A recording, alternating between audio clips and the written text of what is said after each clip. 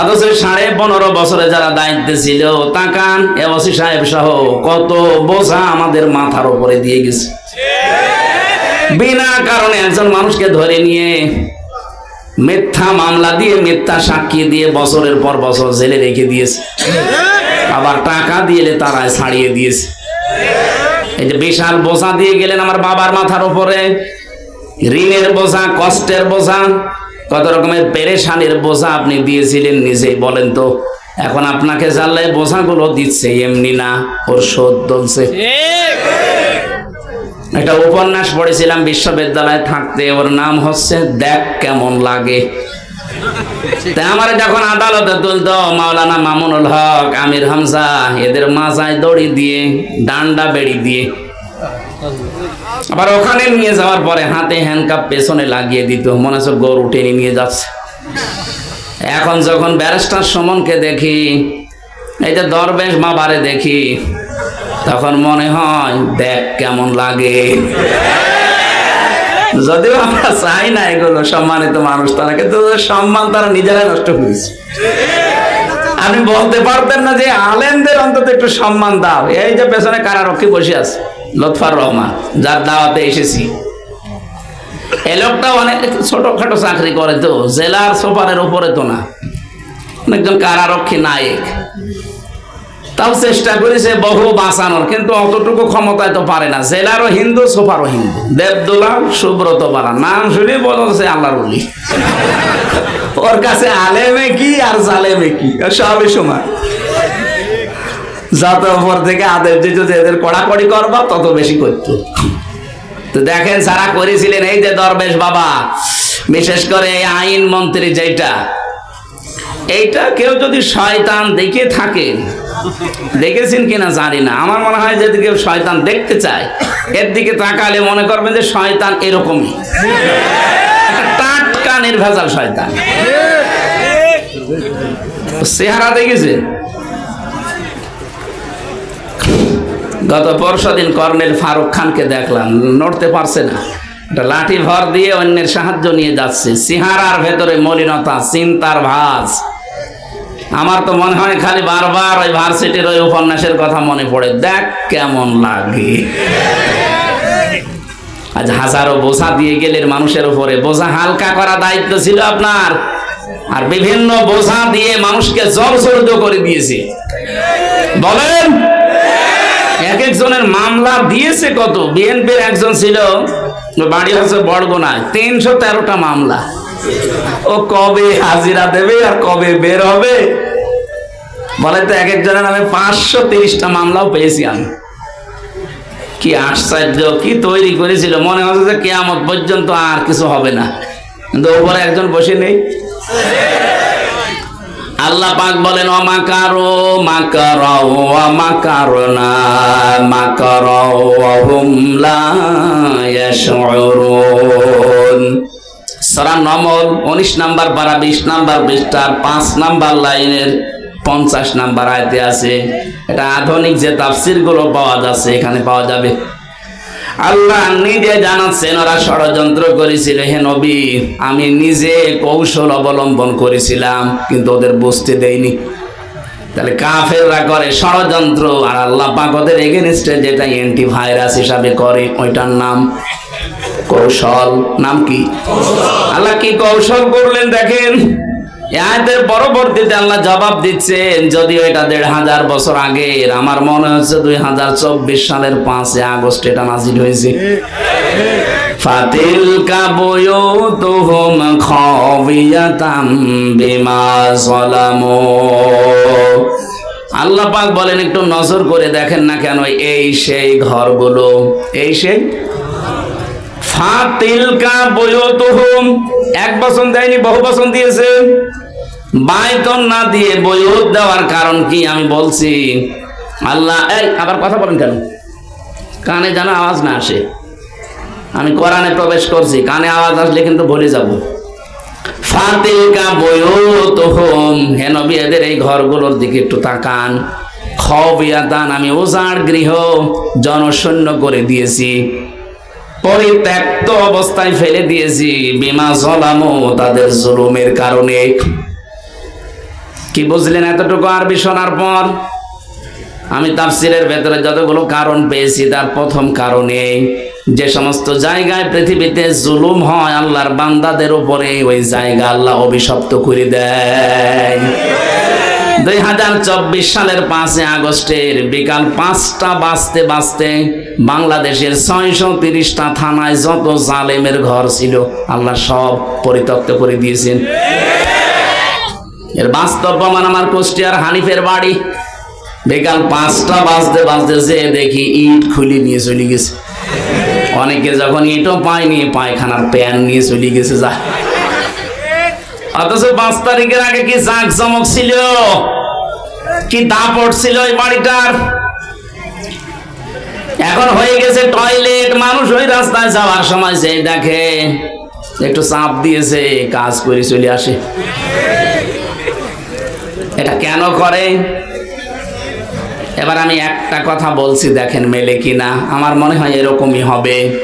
2016 সালে একবার হজে গিয়েছিলাম। কাবা শরীফ তাওয়াফ করতে করতে দেখি ভালোই লাগছে, আনন্দ লাগে, কাবা দেখলেই ভালো লাগে। এখান থেকে উপরে গেলাম, যে দেখি কি গো পেটে বিশাল যন্ত্রণা, ব্যথা করছে। এক পুলিশকে ডাকলাম, ইয়াখি তাল এদিকে আসেন। কি এখানে কোনো ফার্মেসি আছে? কেন? আমি এতক্ষণ তো আমার ভালোই লাগছিল, হঠাৎ আমার পেটে প্রচন্ড ব্যথা করছে, আমি ঔষধ নেব। পুলিশ আমারে বলছে, ইয়া হাজির হজ্জা তাই না বিলা দোকা। হাজি দেশ কোথায়? যে তুমি বাংলাদেশ। বাংলাদেশ থেকে এসেছি। ওর ভাষা দিয়ে আমারে বলছে, হাজি আপনি জানেন না এটা কোন জায়গা? না তো। আবু জাহেলের বাড়ি। আপনি এখনো পায়খানা না করে দাঁড়িয়ে আছেন, তাড়াতাড়ি করেন। এই যে কোরআন শরীফ আমার সামনে, পায়খানা করে দেখি আমার পেটের ব্যথা ভালো হয়ে গেছে। আল্লাহ আমাকে যেন জানাতে চাচ্ছে, হামসা এত টাকা খরচ করে 6000 কিলোমিটার দূর থেকে আসলে আর ওই শয়তানের বাড়ি পায়খানা না করে চলে যাবা, তাড়াতাড়ি করো। আমার মনে হয় এই দেশে যত জালেমদের ঘর ছিল, বাড়ি ছিল, যেখানে যেখানে জুলুম হয়েছে, এই জায়গাগুলো আজ জনগণের জন্য ওইটা করে দিয়েছে। কোরআনের শব্দ ছিল খাবিয়াতাম বিমা যালামু। আল্লাহ বলেন আমি নিজে উজাড় বানিয়ে দিয়েছি, পরিত্যক্ত বানিয়ে দিয়েছি, শয়তান পর্যন্ত ওখানে থাকতে ভয় করে। বিমা যালামু, তাদের জুলুমের কারণে। কি জুলুম হয়েছিল আমি তো নিজে সাক্ষী। রিমান্ডে আমি 10 দিন মাত্র পেয়েছিলাম এই জুলুম। জেলখানায় আসার পর আমাদের অধিকার থেকে তারা বঞ্চিত করে রেখেছিল, কারণ 7 দিন পর পর সরকারি ফোন দেওয়া হয় যারা বন্দী, আমাদেরকে বাদ দিয়ে। শুধু যারা আমরা ইসলামী লাইনের লোক বলছে না এদের দেওয়া যাবে না, তার ভেতরে আমি একজন। যোগাযোগ বিচ্ছিন্ন করে আপনি ফাঁসির ওই কন্ডেম সেলে থাকবে, তো ফাঁসির আসামিরা আমারে রাখলেন কোন কারণে? আমার তো মুরগি চুরি মামলাও না। আমরা যদি সাজাও লাগিয়ে দিত তাও 3 মাসের বেশি আমার জেলে রাখতে পারে না, যদি সত্য হইতো। মিথ্যা দিয়েছেন দেন, সাজা দিয়ে দিলেও তো 3 মাসের বেশি থাকা যায় না, অথচ 3টা বছর আমার বেকার আটকিয়ে রাখলেন। ওই জুলুম যেখানে আমি 10 দিন ছিলাম, দেখেছি মানুষের উপরে কি আচরণ করে তারা। ওই ডিবি অফিসে মাটির নিচে ঘর আছে, ওখানে যারা 3 মাস, 3 বছর, 5 বছর, 7 বছর পড়ে আছে, কেউ জানে না দুনিয়ায়। এত বড় বড় নখ হয়ে গেছে এক একজনের। চুল দাড়ি গপ দেখে মনে হচ্ছে কোন জায়গা থেকে যেন বেরিয়ে আসতেছে। মাঝে মাঝে উপরে নিচে যখন নিয়েছি তো দেখতাম কয়েকজনের সাথে আল্লাহ কি অবস্থা। কেউ কেউ দেওয়ালের সাথে ভাবে খুশিয়ে খুশিয়ে লিখে রেখেছে ভাঙা ভাঙা অক্ষর দিয়ে, যে ভাই যদি কেউ বাইরে যেতে পারেন এই নাম্বারটা জানাবেন যে আমি বেঁচে আছি। কি করেছিলেন বলেন তো? এখনো পর্যন্ত দেশে অনেকে জালেমদের সাফাই গায়, বলে কি হয়েছে যে ওনার পালানো লাগলো। পালানোর দরকার ছিল না, 5 মিনিট থাকলে ভক্তা হয়ে যেত। কি করেছে আপনার তো হয়নি। আপনি যদি এরকম 7 বছর 8 বছর, ব্যারিস্টার আরমানের মতো 8 বছর, আমান আজমির মতো 10 বছর, আমি 14 বছর মানুষের খবরও জানি, পড়ি আছে, কেউ জানে না দুনিয়ায়। একটা মানুষকে 24 ঘন্টা যদি ওইভাবে আটকিয়ে রাখা হতো পাগল হয়ে যাওয়ার কথা। আর বলে আমি কি করেছি আপনাকে আমি শুধু 14 দিন রেখে দেবো, আপনি এমনি হাফ পাগল আরো পাগল হয়ে যাবেন। এই কঠিন পরিস্থিতিগুলো যারা তৈরি করেছিল বিভিন্ন জায়গায়, আল্লাহ এত বেশি রেগে গেছে তাদের জায়গাগুলো আজ উজাড় গৃহ। কত কোটি কোটি টাকার মালিক ছিল তারা, অথচ সে বাড়িতে এখন ঘৃণা করেও কেউ যেতে চায় না। এটা আমার কুষ্টিয়ার কথা বললাম। কি দাপট ছিল হানিফ সাহেবের, নাম শোনেননি? হাসানুল হক ইনু, কে বলে ওর নাম ইনু, ওর নাম নুনু। কুষ্টিয়াতে এখন অনেকেই বলে হাসানুল হক নুনু। আশাই কেটে দিয়ে দন্তন্য দিস, দন্তন্য এসো কি হয় নুনু। এমনিতে মানুষের মুখ থেকে কথা বের হয় না, কি করেছে বলেন তো? আল্লাহ পাক এতটুকু যদি শেষ করে দিত জলামো, তাহলে আমি সত্যি কথা বলতে আয়াত পড়তাম না। এর পরের আয়াতটা আমাদের দরকার। এই জন্য বললাম ইন্না ফি যালিকা লায়াতাল লিকাউমিন ইয়ালামুন। এখানে আলেম নেই, এখানে একটা গুরুত্বপূর্ণ শব্দ আল্লাহ কিন্তু জুড়ে দিয়েছেন। ইন্না ফি যালিকা লায়াতান, লামে তাকিদ। আল্লাহ যদি কোনো বিষয়ে গ্যারান্টি দেয়, বলেন তো এটা কি যেমন তেমন বিষয় না? আল্লাহ গ্যারান্টি দিচ্ছেন, অবশ্যই এর ভেতরে শিক্ষা আছে, নিদর্শন আমি আল্লাহ রাখলাম।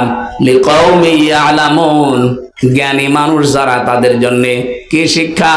তাফসিরে 27টা পেয়েছি আমি, একটা বলছি আমাদের জন্য। প্রথম শিক্ষা হচ্ছে, যারা জালেমদের বাড়ি ঘর আজ পরিত্যক্ত জনশূন্য উজাড় গৃহ দেখতে পেলে, তোমাদের জীবনেও যদি আমি কোনো জুলুম পাই, তোমাদেরকেও ভবিষ্যতে তোমাদের বাড়ি এরকম উজাড় গৃহ হয়ে যাবে। যারা আগামীতে যারা চেয়ারে বসবেন, সাবধান। এদের 15 বছরের এত বড় গভীর শিখড় যদি আল্লাহ উল্টিয়ে ফেলতে পারে, উপড়িয়ে ফেলতে পারে, এদের বাড়ি ঘর যদি পরিত্যক্ত করে দিতে পারে, তা আপনি 5 বছর পরে তো আবার নির্বাচনে পাল্টিয়ে যাবেন। এখানে জুলুম যদি আপনার জীবনে থাকে, সাবধান, এখনই পাল্টাবেন। জুলুম করবেন না, জুলুম করলে সে আল্লাহর মামলার আসামি হয়ে যায়। আর মামলা যত বড় হয় বাদী, কেসও কিন্তু এরকম কঠিন হয়ে যায়। মাঝে মাঝে লুৎফর ভাই আমারে কারাগারে বলতো, কি আপনারা কতদিন মানে আমার তো আর সলিমদ্দি মামলা দেয়নি, দিয়েছে ওই 2 বোনের 1 বোন। রাষ্ট্র সরাসরি বাধা আমার আর মামুনুল হকের, আমি বের হব কি করে? লাল দাগ দিয়েছিল যেন এই 2টার জামিন না হয়, অথচ বাইরে শুনতাম যে আইনের শাসন চলছে, পুরাটা মিথ্যা কথা। আমি নিজে তো সাক্ষী, আইনের শাসন যদি পেতাম তাহলে তো আমার 3 বছর লাগে না, 3 দিনে আমি বের হয়ে যাই। কথা বলে না কেন? এখন আবার আরেকটা মিথ্যা ছড়াচ্ছে। এই 8-9 দিন শুনতে পাচ্ছি সারা বিশ্বের বিভিন্ন মডেলদের কাছে সিম্পথি পাওয়ার জন্য এখন আরেকটা মিথ্যা আরম্ভ করিস, যে আমি নির্বাচিত ছিলাম, আমাকে নির্বাসন দেওয়া হয়েছে। এত বড় মিথ্যা কথা আপনি বলতে পারলেন? আপনি নির্বাচিত ছিলেন, শয়তানও বিশ্বাস করবে। 15.5 বছরে নির্বাচিত হয়নি, আপনি নির্বাচিত কি করে হইলেন? কারণ নির্বাচিত মানুষ হয় সেই পদ্ধতিতে, তার নাম নির্বাচন। ঘোড়াকেও যদি জিজ্ঞাসা করেন, ঘোড়া এ 15.5 বছরে কোন নির্বাচন হয়েছে, ঘোড়াও হাসবে, কি বলে। পৃথিবীর কোন মানুষই বিশ্বাস করে না এখন আর যে বাংলাদেশে 15.5 বছরে নির্বাচন হয়েছে। হ্যাঁ হয়েছে, নির্বাচনের নামে প্রহসন। কথা বলে না কেন? নির্বাচনের আগেই যদি আপনি ঘোষণা দিয়ে দেন নিজের মন মতো 154 জন, আর দিনের ভোট যদি রাতে করে ফেলেন, তা কিসের নির্বাচন করলেন আপনি? আরে মিথ্যা এখন ছড়াচ্ছেন যে আমি নির্বাচিত ছিলাম। আরে নির্বাচিত হওয়া লাগে নির্বাচনের মাধ্যমে। নির্বাচন যে হয়নি তার প্রমাণ আমার সাথে ওসি ছিল, এই যে জানে মজ্জেব। ফাঁসির ওই কন্ডেম ছেলে, আমি ওপরে, উনি 3 তলায়, মাঝে মাঝে আসতো আমার কাছে, হুজুর আমি একটা তওবা করেছি, দেখেন তো আমার তওবা কোন কায়দার। বলে যে নির্বাচন গেল ওই সময় আমি বাইরে ছিলাম। আমার দলবল যা আছে এদেরকে নিয়ে রাত 12টার পরে আমি ভোট কাটা আরম্ভ করলাম। ফজর পর্যন্ত কাজ কাম করে বাক্স ভর্তি করে পাঠিয়ে দিলাম জায়গা মতো। ফজরের আজান দিলে গোসল করার পর ওযু করে 2 রাকাত নামাজ পড়লাম।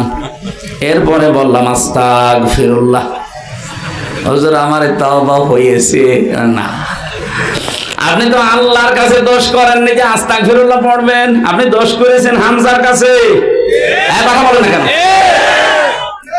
একটা এমপি বানাতে 3.5 থেকে 4 লাখ মানুষ লাগে, সবার রায় আপনি একাই দিয়ে দিলেন। না, আপনারে তাওবা হয়নি, আপনাকে 3.5 লাখ 4 লাখ হামজার কাছে আগে যে মাপ চাওয়া লাগবে। কিন্তু ভয়ঙ্কর বিষয়, এই কয়েক বছরের ভেতরে অনেক হামজা দুনিয়া থেকে মরে গেছে, আপনি তাদের পাবেন কোথায়? এই জন্য জালেমদেরকে যারা টিকিয়ে রাখার জন্য চেষ্টা করে, শুধু জালেমের কপাল নষ্ট হয় না, যারা সাহায্য করে তাদের কপালও পুড়ে যায়। এই 15.5 বছরে জালেমদের যারা সহযোগী ছিলেন